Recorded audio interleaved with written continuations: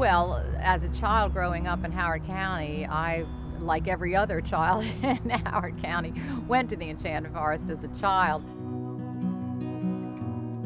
Well, it was just the place to go in actually the whole Mid-Atlantic region for years and years. It opened up in 1955. Everything I've always been told was that it was the second storybook park in the country to open up, with Disneyland in Anaheim opening up in July of '55 and the Enchanted Forest opening up in August of '55. It was the place that everyone came to for about, well, 30 years, 35 years, and it was, it is such an important part of everyone's memory who went here. You know, the world didn't revolve around children the way it does now. It was a very special place because it was built for children, and the children knew that. They recognized that and appreciated that. Yeah, it's a very, very important part of a lot of people's lives.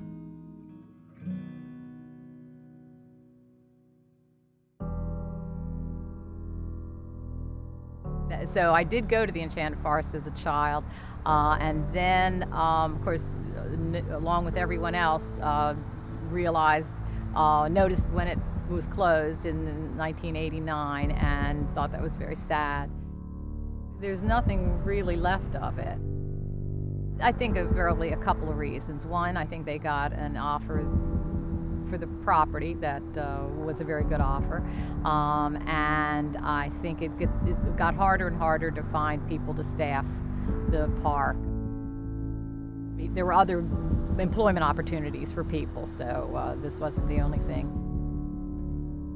Like insurance got more expensive, and there was also more competition. You know, by the time they closed, the Six Flags and King's Dominion and places like that had opened up.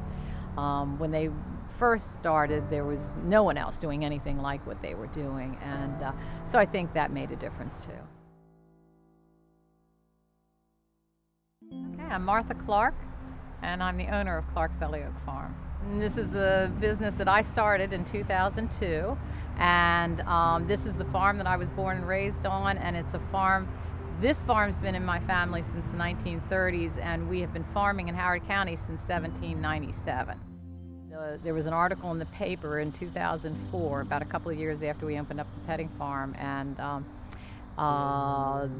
in the article it talked about the pumpkin coach being sold at a charity auction, and the people who bought it weren't quite sure what they were going to do with it and thought that it should be available to lots and lots of people.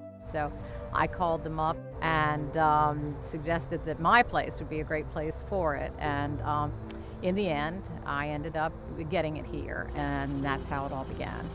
Yeah, no, the pieces that we brought over first were definitely in better shape than the ones we brought over later, but we brought over everything, whether it was, you know, in good shape or not, and once we got it here, made all the repairs, and it's you know, it's a tremendous effort to move the things here, and then an equally tremendous effort to keep them in good shape.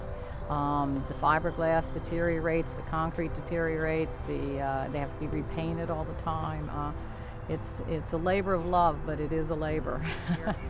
But I'm really happy that you know, it worked out the way it did, and I was able to bring the pieces here and to give them a new life and share them with a bunch of people who would never have seen them if we hadn't brought them over here, and that's been a tremendous amount of fun. People come in every day to the farm and comment on how exciting it is to see the Enchanted Forest pieces here, and nothing can be better than that.